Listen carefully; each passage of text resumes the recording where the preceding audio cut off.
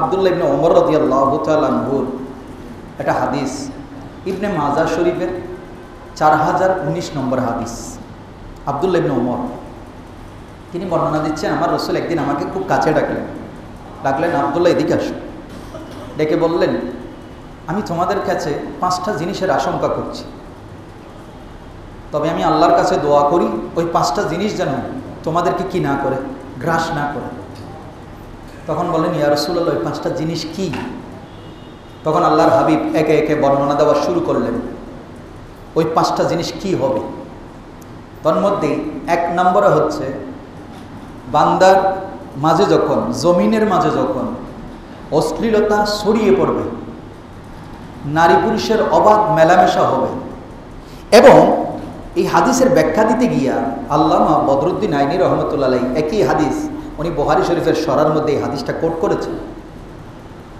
অবাধ মেলামেশা এমন হবে, আবার ওই মেলামেশার সময়ে সেই সময়ের বিভিন্ন সুশীল সমাজ এটার পক্ষে রায় দিবে, এটার পক্ষে ভোট দিবে। তখন সমাজের মধ্যে এমন এমন রোগের প্রাদুর্ভাব হবে যেই রোগের কথা পূর্ববর্তী কেউ শুনে নেয়। আমাদের দেশে রোগ আছে তো নাকি? বিজ্ঞান উন্নতির চরম শিখরে পৌঁছে গেছে বলতেছে বিজ্ঞানীরা। বিজ্ঞান অনেক ডেভেলপ করেছে, কিন্তু বিজ্ঞান আল্লাহর দেয়া ক্ষুদ্র একটা সৃষ্টি, যেটার নাম ছিল করোনা ভাইরাস। কি ভাইরাস? Corona virus. দেখাও যায় না, দেখা যায় ওই করোনা ভাইরাস পুরো পৃথিবীকে কি করে ফেলেছে, মুহূর্তের মধ্যে একই সাথে পুরো পৃথিবী কাবু করে ফেলেছে।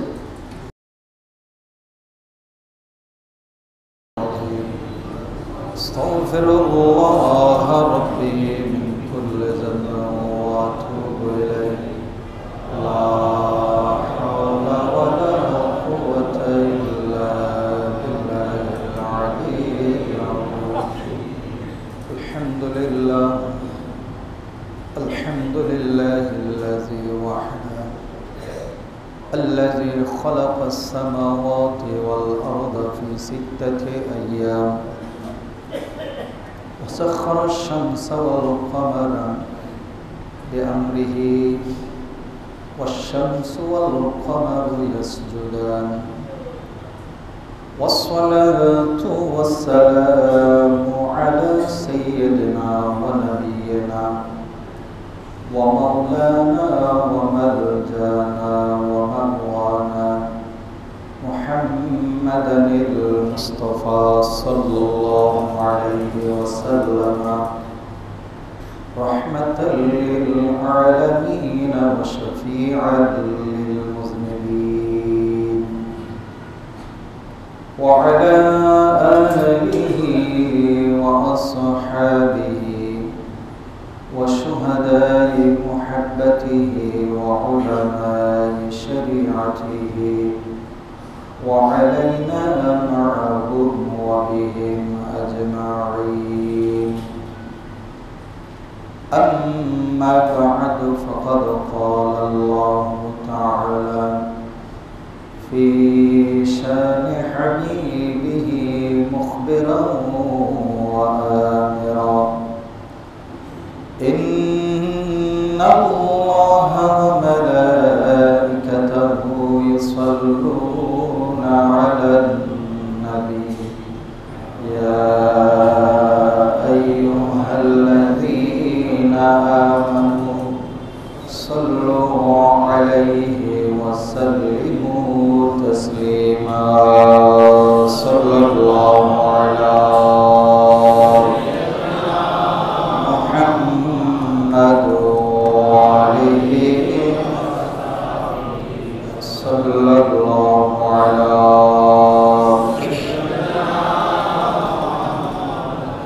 وآله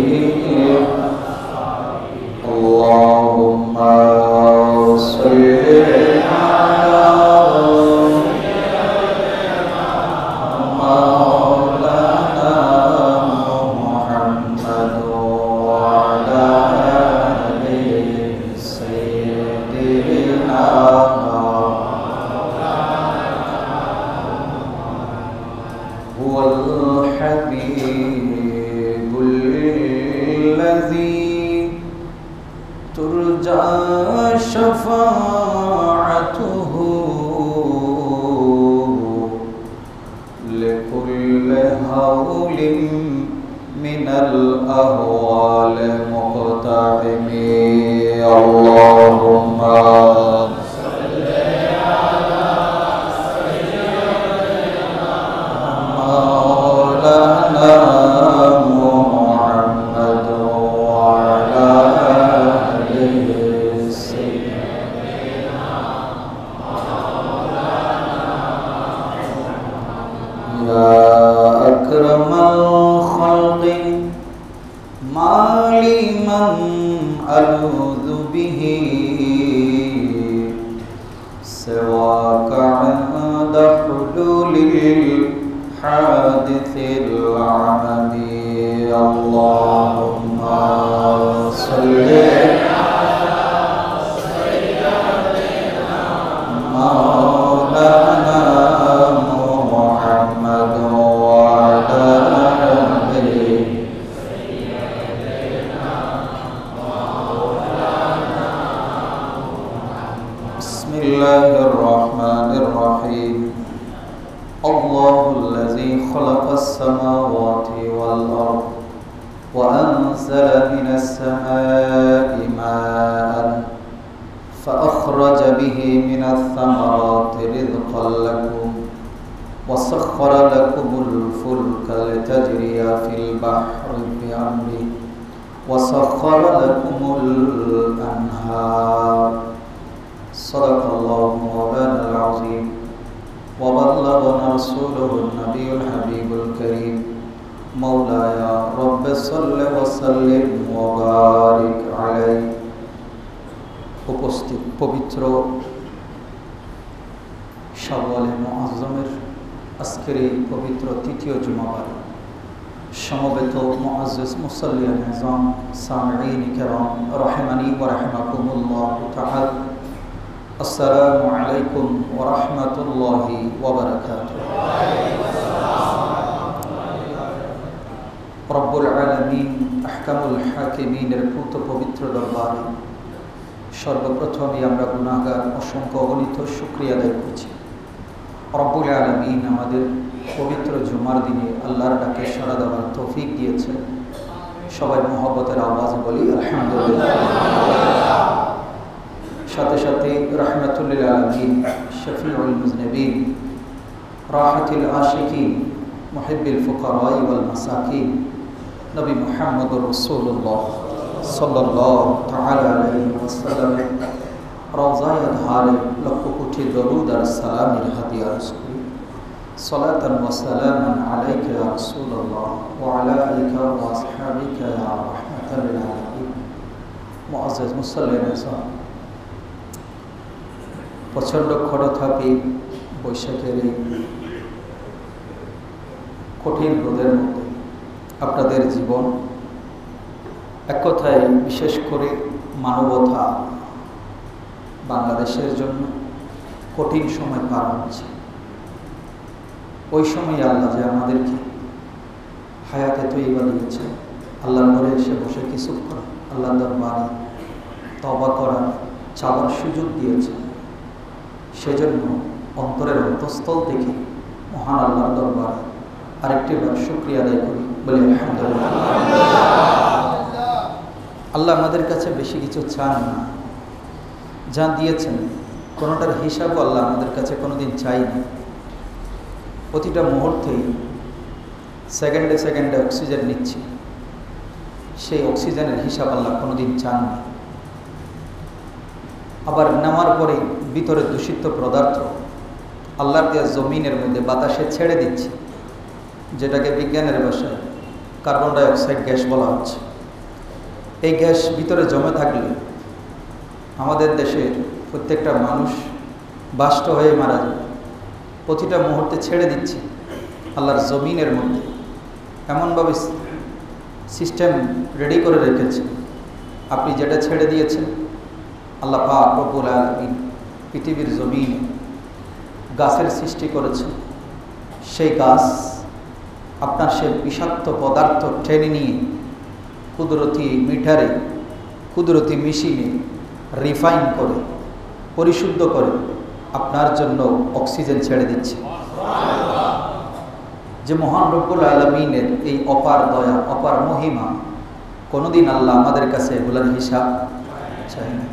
শুধু এতটুকু চাইছে, আমি যে নিয়ামত তোদেরকে দিয়েছি এগুলো সুন্দরভাবে ব্যবহার করো, আমার নামে ব্যবহার করো, আর নিয়ামত পাওয়ার পরে শুকরিয়া আদায় করো। যে গাছ আমাদের বন্ধু, সে গাছ আজকে আমরা সবাই জানি একটা দেশের এই যে গরমের ভারসাম্য রক্ষার জন্য মিনিমাম 25 থেকে 27% বনাঞ্চল দরকার হয়, বনভূমি দরকার হয়, পাহাড়ি ভূমি, গাছপালার দরকার হয়। গত পরশু দিনের রিপোর্ট দেখলাম বাংলাদেশে সে বনভূমি হিসাব করে দেখে গেল বর্তমানে 7% নাই। কয় পার্সেন্ট? 7%ও নাই। পুকুর, নদী নালা ডোবার কথা বলছেন। আমি আমার এলাকায় যেখানে আমি থাকি, আজকে সকালে আমার এক মুসল্লি বললেন, এই গরমের কথা থেকে এই কথায় কথায় বলে ফেলল, বলে হুজুর আমার এই পাড়ার মধ্যে আমি ছোটোকালে দেখেছি 7টা পুকুর ছিল। কয়টা? 7টা। বর্তমানে এই এলাকায় আমি প্রায় দীর্ঘ 8-10 বছর আছি, সেই এলাকার মধ্যে বর্তমানে একটা পুকুরও নেই। আমার সমনি এলাকায় আমি জানি, আমার মামারা অনেকেই জানেন, যারা মুরব্বীরা আছেন জানেন, অনেক পুকুর এখানে ছিল। কয়টা পুকুর আছে? এইদিকে একটা দেখি আমি মাঝে মাঝে গিয়ে, সেটাও 2-4 বছর পরে আর পুকুর থাকবে না। এখন বলেন আল্লাহর নিয়ামত আল্লাহ কি তুলে নিয়েছেন নাকি আমরা ধ্বংস করে দিয়েছি? হ্যাঁ, ওই যে ধ্বংস যখন করছেন আল্লাহ বলছেন তোমরা নিজেরাই নিজেদের বিপদ ডেকে এনেছো। ওয়ালা তুলকু বিআইদিকুম ইলা তাহলুকা, নিজেরা হাতে ধরে কিসে করো না, বিপদে। এখন বিপদটা কি আল্লাহ দিয়েছেন নাকি আমরা তৈরি করে নিয়েছি? এখন গরম দিচ্ছে ডেকে আল্লাহর দোষ না আমাদের দোষ? হ্যাঁ, লাইনে আসছে। এখন নামাজ পড়তেছে, মনে কষ্ট নিয়ে না।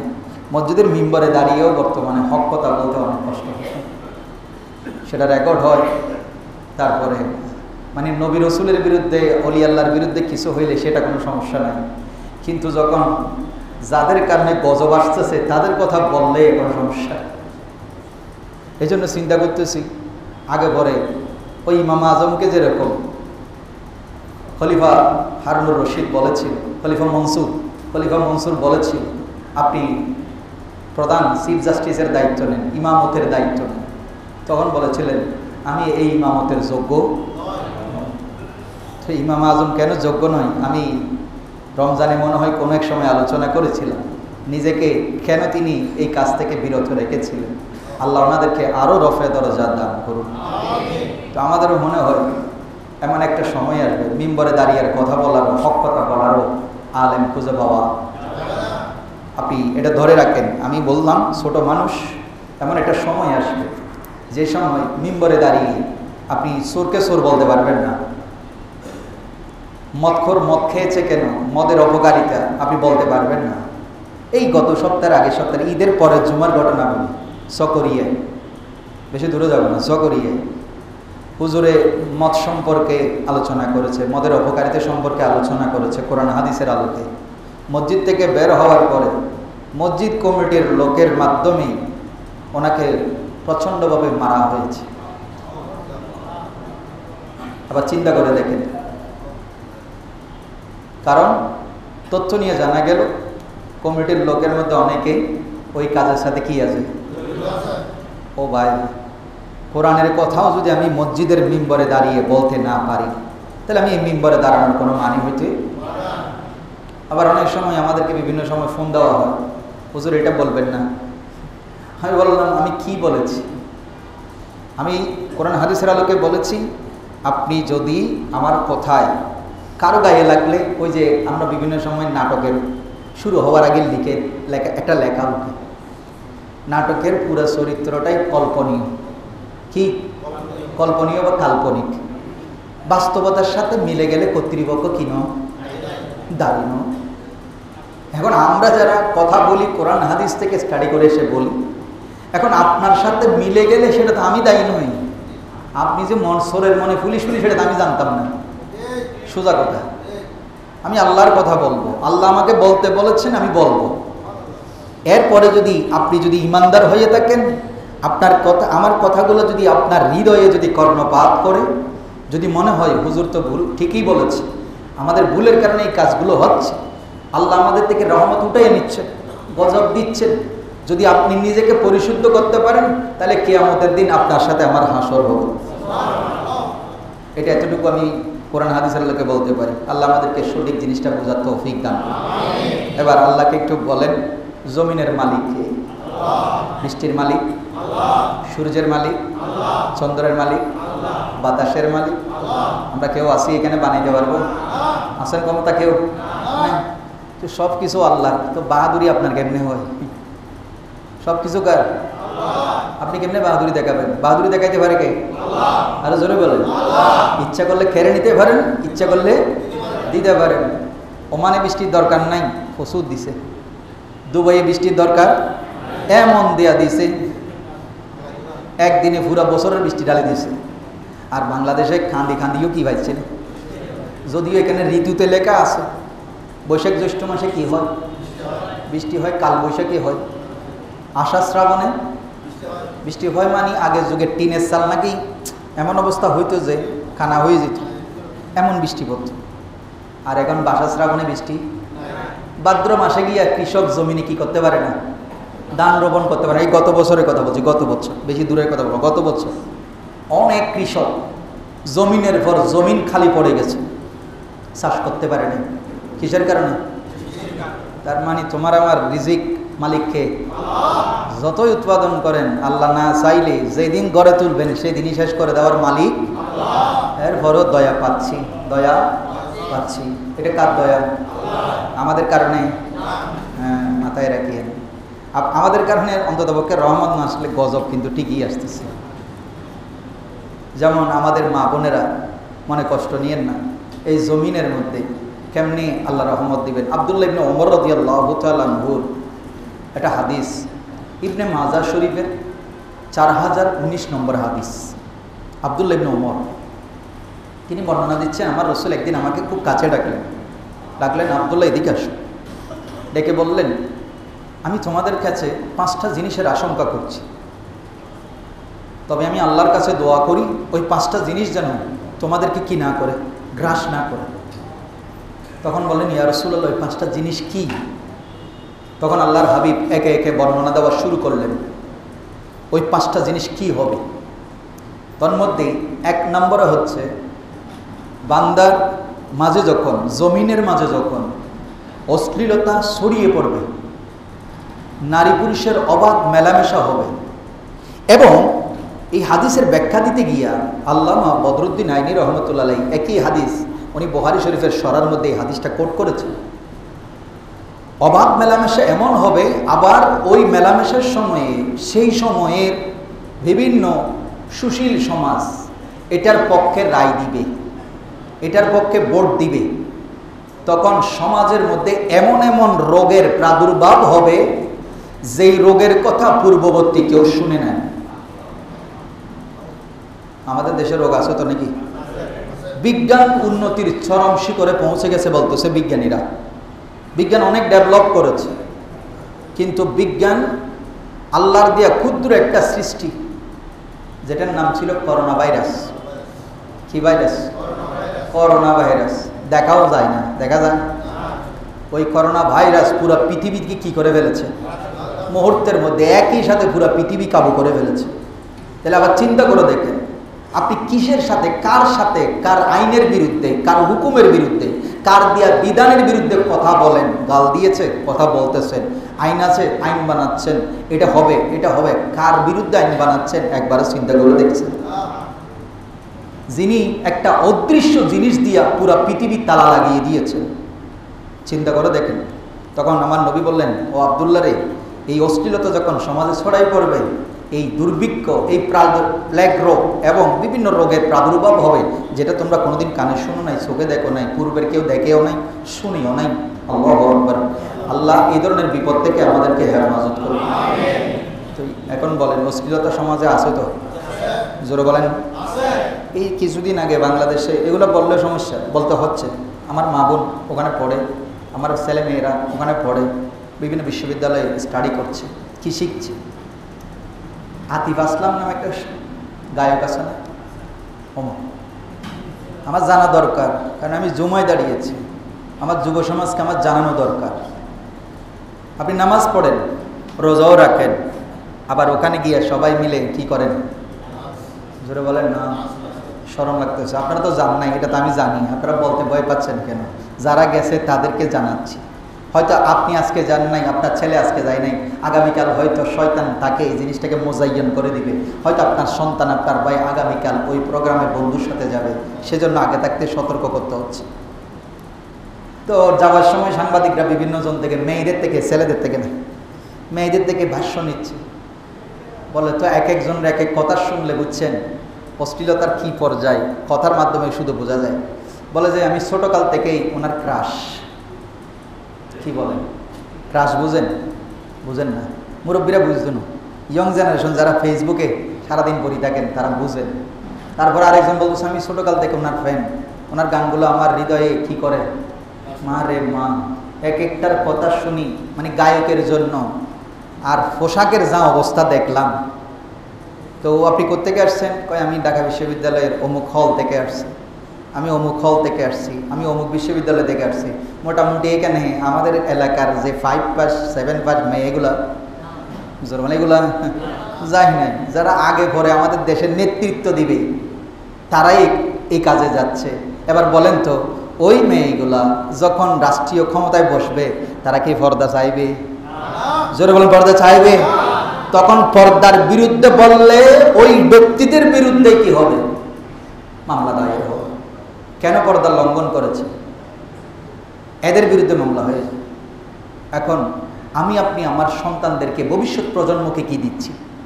আজকে রোদের মধ্যে, বিভীষিকাময় রোদের মধ্যে সবাই হাহাকার করছি, আল্লাহর কাছে বৃষ্টির প্রার্থনা করছি। বিভিন্ন জায়গায় হুজুররা কি করতেছে?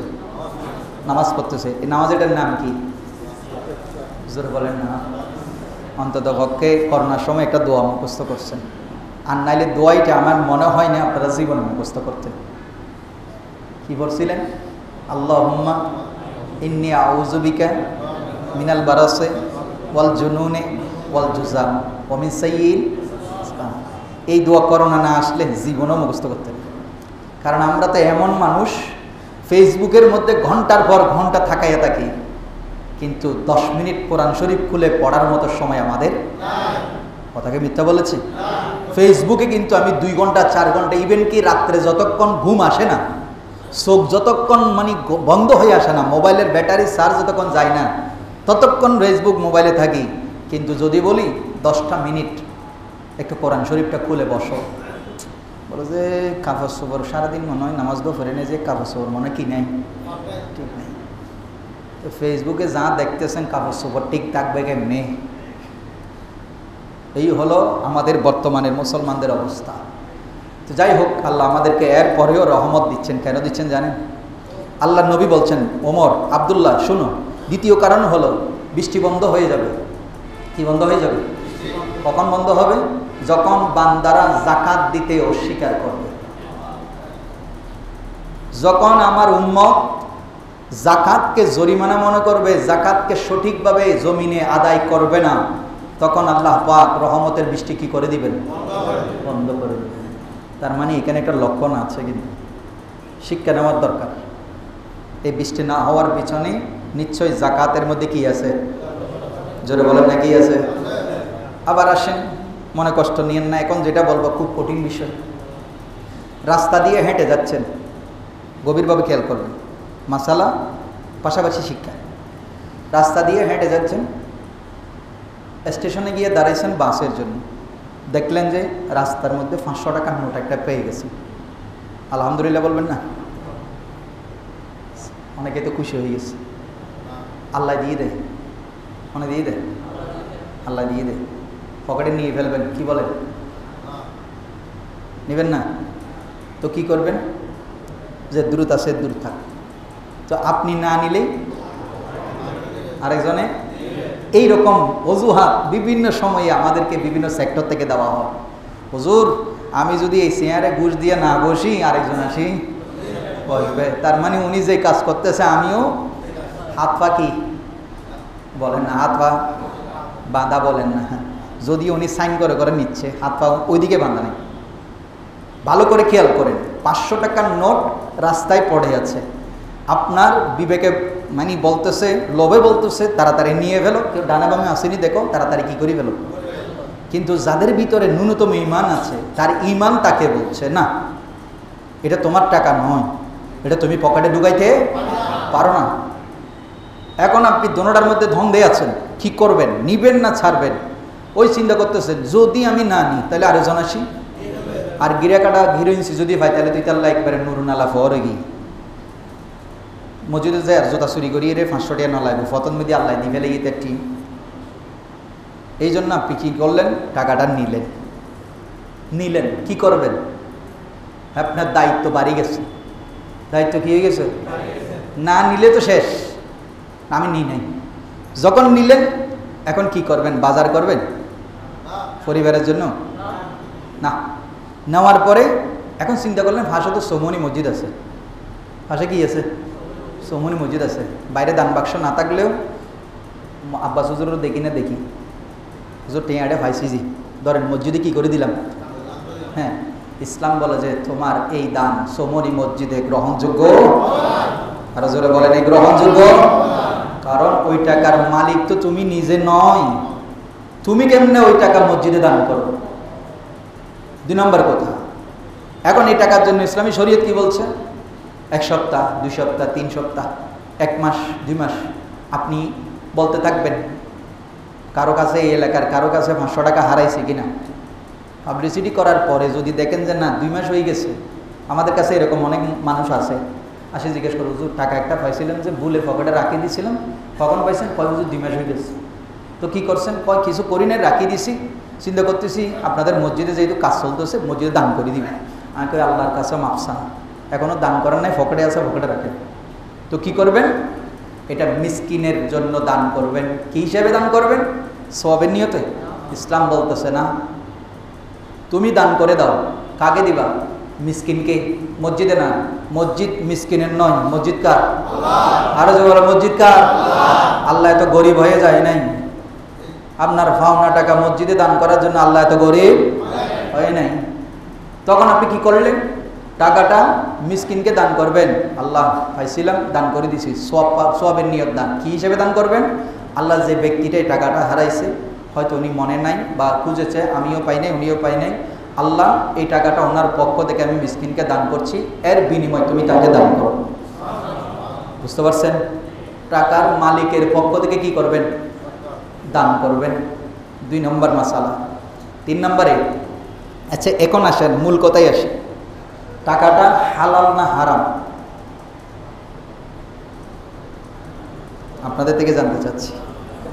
হালাল না হারাম, পাওনা টাকা, এরকম অনেক টাকা পয়সা কি বলেন আপনারা, রাস্তাঘাটে আমরা ছোটোকালে দেখছি বরই গাছ আছে না, আম গাছ আছে না, আরে দূর মাঠের মধ্যে ছাগল চড়ার দিয়েছে, যেটা শুদ্ধ চুরি করে নিয়ে আসছে। এখন তো এগুলো নাই, এখন ডিজিটাল হয়ে গেছে, এখন কেউ ছাগল চুরি গরু চুরি এগুলো সহজে করে না, যদিও মাঝে মাঝে ঘটে। তো বরই গাছ রাস্তার ধারে আছে, যাওয়ার সময় ডানে বামে দেখি মারি দিছে, কি তোর মারি দিছে, পকেটে করে লই চলে গেছে, লুঙ্গির কোষা আছে না, ভালো করে এগুলো লই চলে গেছে। হালাল না হারাম জিজ্ঞেস করছে না, ভালো করে শুনেন, 500 টাকার নোট হালাল কি হারাম উপায় সেটা জানেন না, নিয়েছেন, ইমানের মধ্যেই ধাক্কা লেগেছে না। তাইলে আপনি চিন্তা করেন, একটা 500 টাকার নোট মাটিতে পড়ে আছে, মালিকের কোনো কি নাই, পরিচয় নাই, হদিস নাই, এমন সময়ে ওই টাকাটা আপনার জন্য মসজিদে দান করা জায়েজ নাই, নিজের পকেটে রাখা জায়েজ নাই, নিজে খাওয়া জায়েজ নাই, নিজের পক্ষ থেকে সওয়াবের নিয়তে দান করা, সব কিছু এখানে এই জায়গার মধ্যে রেস্ট্রিক্টেড। ইসলাম আপনাকে ল দিয়েছে। এখন আপনি বলেন, যেই টাকাটা আপনি মানুষের ফাইল আটকে ঘুষের টাকা দিয়ে ফাইল ছেড়েছেন, ওই টাকা যদি মসজিদে দান করেন তার কি হবে?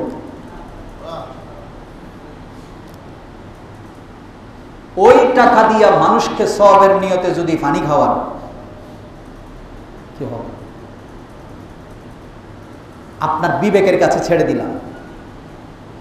500 টাকা এমনি যদি আপনার কাছে 10,000 টাকা ধার চেয়েছে, দেন নাই, কিন্তু যখন বলছে আমার ছেলেটা বিদেশে যাইতে পারতেছে না, 1 লাখ টাকা দাও, বলে যে টিয়া পয়সা বড় অভাব, ব্যবসা বাণিজ্য আছে না এরকম, কোটি টাকার মালিক কিন্তু ধার দিতে চায় না, কিন্তু যখন বলেছে ওটা মাসে মাসে কিছু দিম কিছু,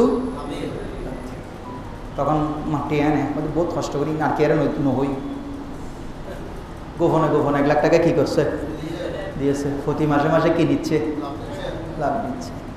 ও ভাই, কর্জে হাসানা বন্ধ হয়ে গেছে। সুদের কথা যখন বলছে, টাকা ব্যাংক থেকে তুলে এনে দিয়ে দিয়েছেন, এখন বলেন যেই টাকা ওনাকে এইভাবে জিম্মি করে আপনি মসজিদে দান করছেন, ওই টাকা থেকে যদি দান করেন, পরিবারকে খাওয়ান, হালাল খাওয়াইছেন না হারাম খাওয়াইছেন?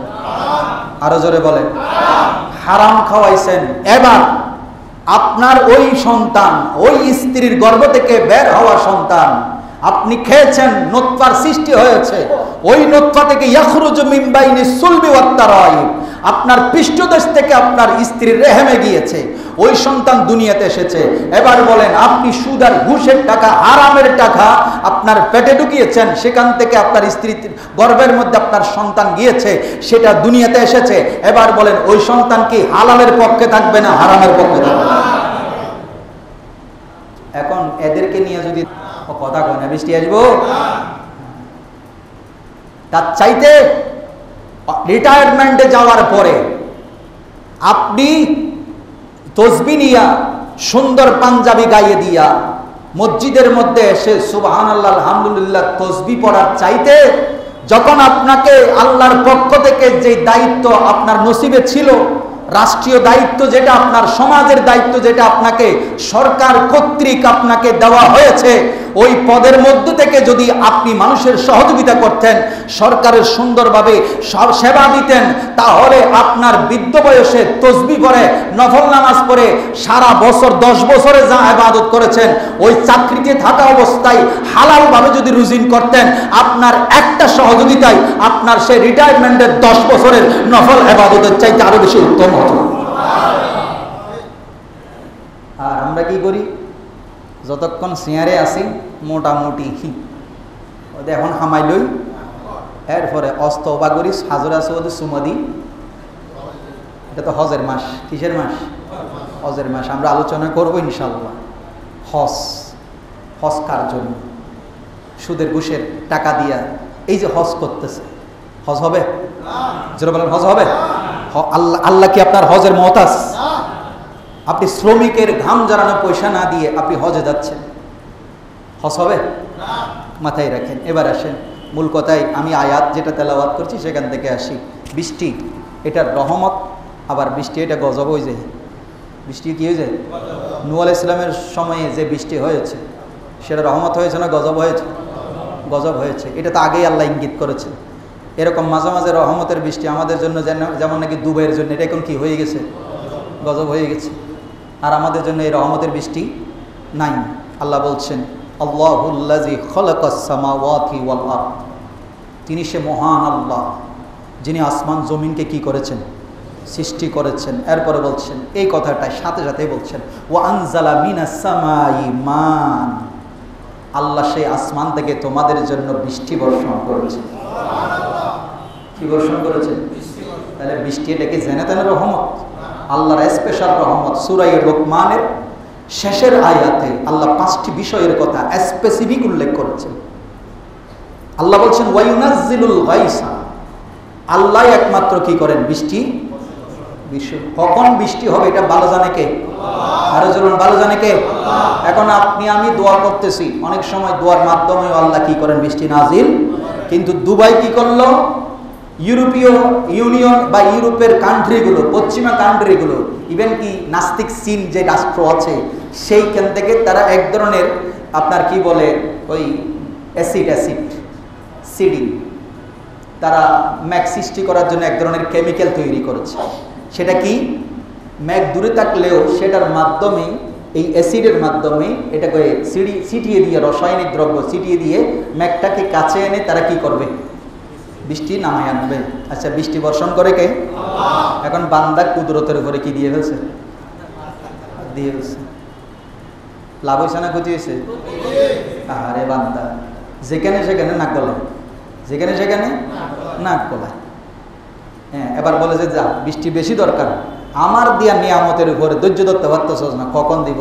আর আপনারা জানেন পৃথিবীর মধ্যে বর্তমানে মনে কষ্ট নিয়েন না, যদিও মুসলমান কান্ট্রি, যদিও হাজার হাজার নবীরা সেখানে এসেছেন, দিনের দাওয়াত দিয়েছেন, এখনো অনেকের মাজার এই আরব আমিরাতে, দুবাইয়ে, শারজাতে আছে। তারপরেও সেখানে যে কাণ্ডগুলো হয় আপনারা জানেন না। ইউরোপকে হার মানিয়েছে, ইউরোপকে কি করেছে? হার মানিয়েছে। আবার আমাদের দেশে কিছু আছে, দুবাই থেকে আসি, শারজা থেকে আসি, আমরা যখন দরুদ সালাম করি, মিলাদ কিয়াম করি, বলে যে আমি 10 বছর দুবাইতে আসি, এগুলো দেখি। তো তুমি কি দেখছো? তুমি হোটেলে 7 স্টারে যেগুলো হয় সেগুলো দেখছো। মিলাদ কিয়াম থেকে দেখবা। মিলাদ কিয়াম হওয়ার জন্য তো হব্বে রসুল লাগবে, নবীর প্রেম থাকতে হবে, ইমান মজবুত হইতে হবে। আল্লাহর কাছে শুকর আদায় করে যে ভারত উপমহাদেশের মানুষের কাছে এখনো ইমান অনেক মজবুত আছে, এটা অনেক ভালো। বলে যে অবুক ইতারা হইলে নামাজি, ওদের নামাজ এনে আজান দিয়ে মতো হডে সুন্নত আগের গিনে নেওয়া পরে। এখন আপনি বললে বলবেন যে হুজুর আপনারা এখানে মিথ্যা বলেন। আমি সত্যি কথা বলতেছি, অনেককে দেখেছি যারা কাজকর্ম করে, ওরা আসে, হ্যাঁ হুজুরে দাঁড়াইছে, হ্যাঁ শেষ, আল্লাহু আকবার, সালাম ফিরেছে। ফিরে ভাই, নবীর সুন্নতকে এত দূরে ঠেলে দেওয়া হয়েছে। এরা নাকি আবার বলে যে এগুলো দেখা ইসলাম। কি ইসলাম? আমরা বলে শোনা ইসলাম। তো আমরা তো দেখতেছি যে দেখার চাইতে শোনা ভালো, দেখার চাইতে শোনা ভালো। যাই হোক, আল্লাহ এই গজব থেকে আমাদেরকে হেফাজত করে। আচ্ছা, আব্বাস হুজুর একটা মশালা জিজ্ঞেস করছে, হুজুরের ইন্ডিকেট করি, মশালাগুলো আমার বলতে ভালো লাগে আর কি। বড় হুজুর তো বহুত দিন ধরে আছে। কুয়ার মধ্যে বিড়াল পড়ছে। কি পড়ছে? কথা ভালো করে শুনবেন, আজকে বৃষ্টির ওয়াজ এখানে শেষ। কেন বৃষ্টি হচ্ছে না? কুয়ার মধ্যে কি পড়েছে? এখন আপনারা বলেন, হুজুরে ফোন দিছে, হুজুর বিড়াল পড়ছে, এখন পানি ফাঁক না ফাঁক? তো আমি বললাম যে বিড়াল কি জীবিত না মৃত? বলে যে হুজুর জীবিত। বসে আছে না নেমে গেছে? হুজুরের কাছে ফতোয়া নিতে গেল আর সমস্যা। বিড়াল কি এখনো আছে না নেমে গেছে? কয় হুজুর নেমে গেছে। কতক্ষণ ছিল? ঘন্টাখানিক ছিল নাকি 5 মিনিট ছিল? বিভিন্ন বিষয় মাসালাই আসবে, সঠিক জিনিস জানতে হবে। আর এখন তো এমন অবস্থা, আমরা একটা বিড়ালের মাসালার ফতোয়া দিতে আমার উসুলে শাসে কুদুরের কিতাব খুলে দেখতে হয় বিড়াল যদি পানিতে পড়ে তাহলে কয় অবস্থায় ফতোয়া কীরকম হয়। আর এখন তো তালাকের মশলাও মুয়াজ্জিন থেকে দিয়ে ফেলে, তারা মানে বিশ্বাস না করে। বউরে মাথা গরম হয়ে কি করে ফেলছে একবারে, মানে কি করে ফেলি, শেষ। 1 তালাক, 2 তালাক, 3 তালাক, 22 তালাক, তোর মা বাপ বেগুনের তালাক। এখন 2 দিন পরে মাথা টান্ড হয়ে গেছে, 2 দিন পরে গিয়েছে। এখন বউরে আবার ভালো লাগতেছে। বউরে কি লাগতেছে? এখন তো কাম তো সারি ফেলছে, কাম সারি ফেলছে, এটা মাথায় আছে। কিন্তু এখন ফতোয়া তো বানাইতে হবে। হুজুরের কাছে গিয়ে যদি বলি যে বউরে তালাক দিছে কেমনে আনবো, তো হুজুরে বলবে হিলা করা লাগবে। এখন হিলা করতে রাজি না, বউরে আর কারো কাছে পাঠাইতে রাজি না। কিন্তু এখন একটু তওবা তিল্লা করে কি করো, আচ্ছা তওবা তিল্লা যদি হয় তাহলে কোরআনের বিধান কি করে ফেলতে হবে, পুরো উল্টে ফেলতে হবে। এই জন্য বলি, রাষ্ট্রে যদি এমন কোনো আইন পাশ হয় যেটা সরাসরি আল্লাহ কোরআনের ডাইরেক্ট ফয়সালা দিয়েছেন, এর বিরুদ্ধে যদি মানব রচিত কোনো আইন সমাজে রাষ্ট্রে পাশ হয়, তখন ওটার কারণে আল্লাহ নবী বলছেন গজব আসবে। অপেক্ষা করেন, গজব আসবেই। আপনার ক্ষমতা থাকলে আপনি যা ইচ্ছে করতে পারবেন, কিন্তু যখন স্রষ্টার গজব আসবে আপনার ক্ষমতা সেটা টিকাইতে পারবে না বাবা। এখন মিডল ইস্টে যেটা কি হচ্ছে, আল্লাহ নবী বলছেন মানুষ যখন অপরাধের চরম মাফে কম দিবে, কি দিবে, ওজনে কারচুপি করবে ব্যবসায়ীরা, তখন দেখবা দুর্ভিক্ষ দেখা দিবে। এখন বলেন আমাদের দেশে মাফে কম দিতে ব্যবসায়ী মনে নাই? ওরে মারে মা, গরুর গোস্ত 1 কেজি ঘরে আনি মাফিতে 900 গ্রামও নাই। এরকম বাজারেও অনেক আমাদের ভ্রাম্যমাণ আদালত মাঝে মাঝে কি চালায়, অভিযান চালায়, যতক্ষণ চালায় এরপরে উনি পিছন গেলেই দোকানিটা আবার শুরু।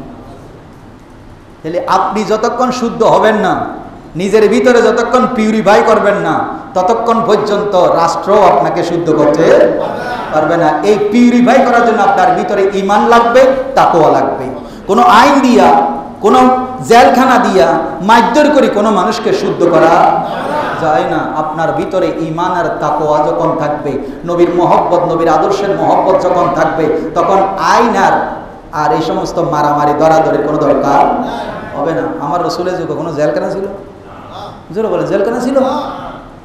আরে ভাই, 10-23 বছরের ভিতরে এমন রাষ্ট্র, এমন সমাজ গঠন করলেন যেখানে জেলখানার দরকার। আজকে আমরা এত কিছু করার পরেও, বাঁধি রাখার পরেও, হিরোইন ছিঁড়ে জেলে নিয়ে গেল, মানুষের ছুরি মারছে, গিরা কাটছে, পকেট কাটছে, জেলে নিয়ে গেল, 2 মাস পরে আসি, শাস্তি দিল, 6 মাসের জেল, 6 মাস পরে আসি। আরো জোরে বলেন। জোতা ছুরি মসজিদে সুবহান রাব্বিয়াল আলা বলার সময় জোতা খুঞ্জরা বালা নিয়ে চলে গেল, সবাই মিলে ধরে মারধর দিল, পুলিশ আসি নিয়ে গেল। ওমা, পরে 1 মাস পরে দেখি যে ভালো হয়েছে? হবে না বাবা। তাকেও আপনার ভিতর থেকে গ্রো আপ করতে হবে। আপনাকে সবসময় ভয় করতে হবে, আমার এগুলো সব কে দেখতেছে? আমার রিজিকের মালিক কে? এখন আসেন তো, এখন আপনাকে নিজেকে পিউরিফাই করতে হবে। ওই যে বললাম কুয়ার মশলা, কিসের মশলা? এবার বলেন, বিড়াল ভরে রয়েছে হুজুরে, আমি হুজুরের বললাম আপনি 40 বালতি পানি কি করে দেন, কুয়া থেকে ফেলাই দেন। তো এখন উনি কি করলেন, আমার কথা মতো কি করে দিচ্ছে। পরে জোহরের সময়, মনে করেন এটা মশালার জন্য বলছি, ওনার কথাই এখন নেই, জোহরের সময় আসি, মুসল্লিরা উজু করতে আসি, দেখতেছে কুয়ার মধ্যে কি আছে, বিড়াল এখনো বাসতেছে। এখন হুজুরে পানি কয় বালতি ফেলেছে? এখন মুসল্লি আমার ফোন দিয়ে জিজ্ঞেস করতেছে কথার কথা, আবার উনি না, এটা মশালা এখানে শেষ। উনি আমার ফোন করে জিজ্ঞেস করতো, হুজুর আপনাদের মুসল্লিদের নামাজ, মসজিদে নামাজ পড়তে আসছিলাম, বিড়াল একটা দেখতেছি কুয়ার মধ্যে কি করতেছে, বাসতেছে। এখন আমরা কি এই পানি দিয়ে উজু করলে উজু হবে?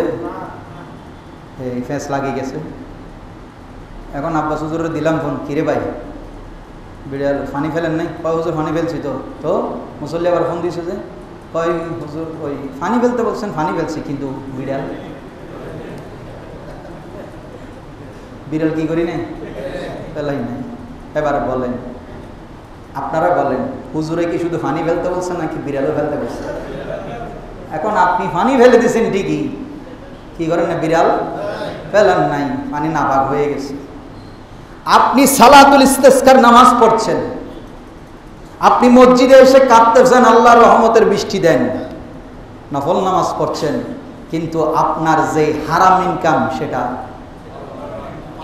সেটা এটা বন্ধ করেন না।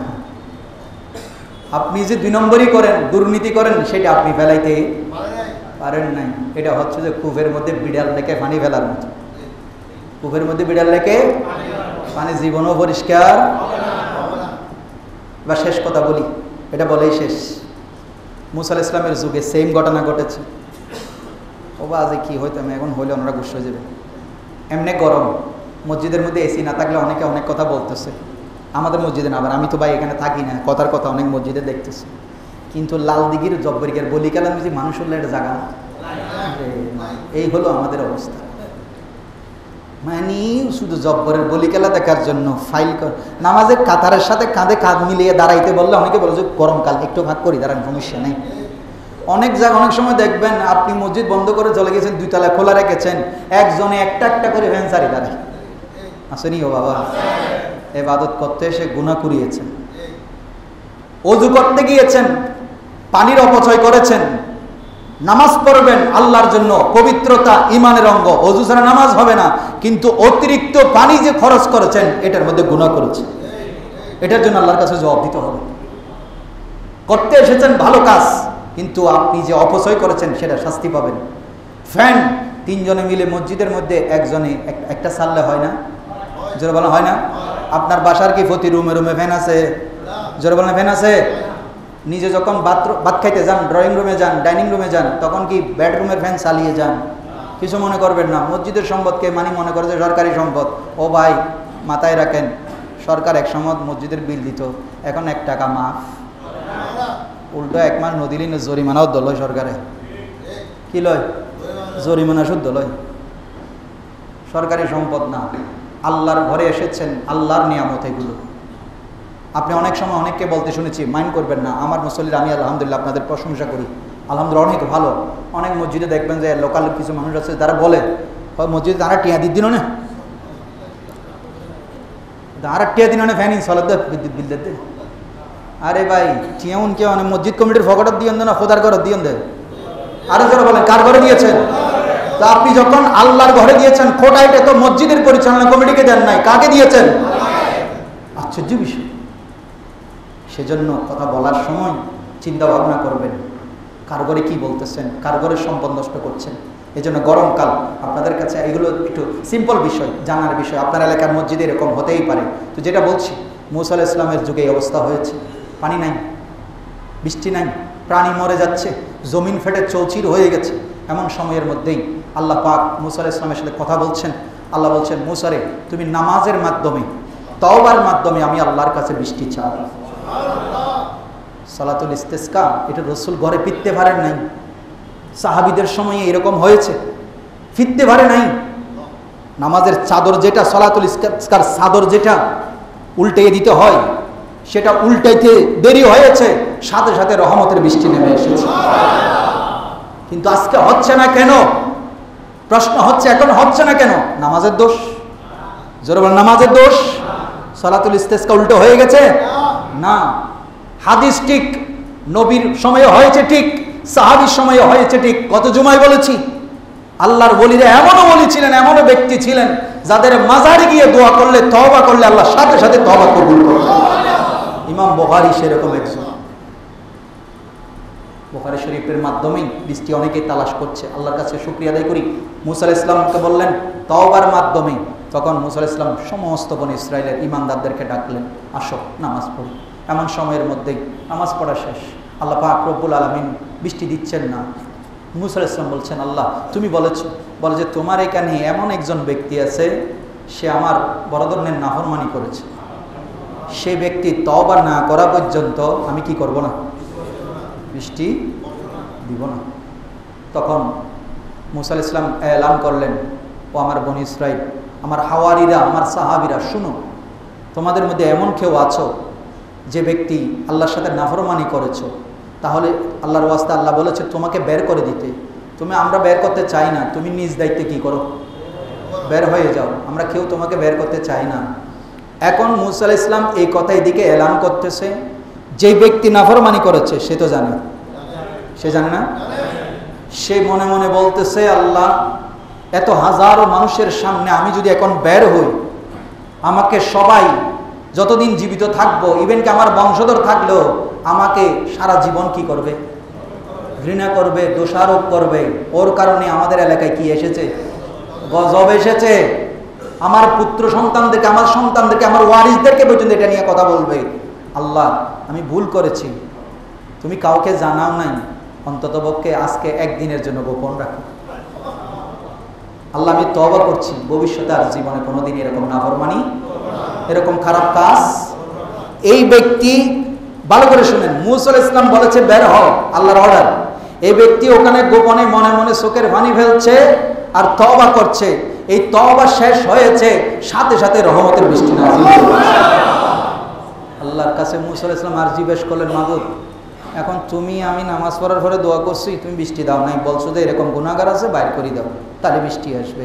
এখন আমার কথায় তুমি বৃষ্টি দিলা না, তো এখন বৃষ্টি, কেউ তো বাইর হয় নাই, কেউ তো বাইর হয় নাই, বৃষ্টি দিলা কেন, আমারে কেন এরকম মানুষের সামনে হেয় করলা? বলে আল্লাহ, মুসা না না না না, মুসা রে তোমাকে হেয় করি নাই, তোমার দোয়া কবুল হয়েছে।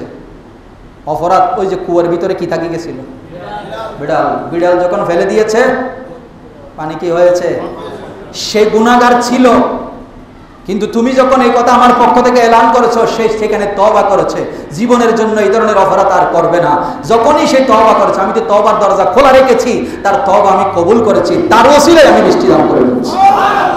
সেজন্য বলছি, আমাদের ভিতরে, ওরা তো একজন ছিল যে আমাদের ভিতরে, জোরে বলেন না, আর কিছু বলবো না। জমিনের মধ্যে আল্লাহ বলছেন আল্লাহুল্লাযী খালাকাস সামাওয়াতি ওয়াল আরদ, এরপরে বলছেন ওয়ানজালা মিনাস সামাই মাআন ফাআখরাজা বিহি মিনাস সামারাত। এই বৃষ্টির মাধ্যমে আল্লাহ জমিনকে সুশোভিত করেন। বিভিন্ন ফসল, বিভিন্ন গাছগাছালি আল্লাহ পাক উৎপাদন করেন।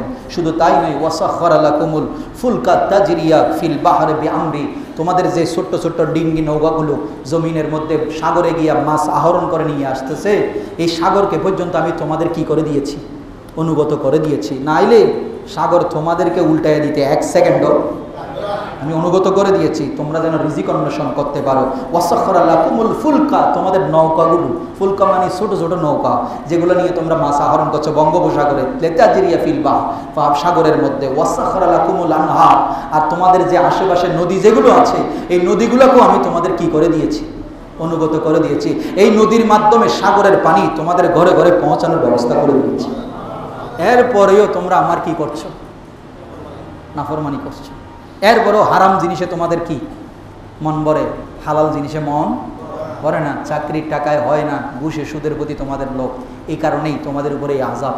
আল্লাহর কাছে প্রার্থনা করি, আল্লাহ আমাদেরকে সেই তওবা, যেই তওবা ওনারা করেছেন, এই তওবা করে যেন সকল সৃষ্টির জন্য আমরা রহমত হতে পারি। আল্লাহ আমাদেরকে সেভাবে তওবা করার তৌফিক দান করুন।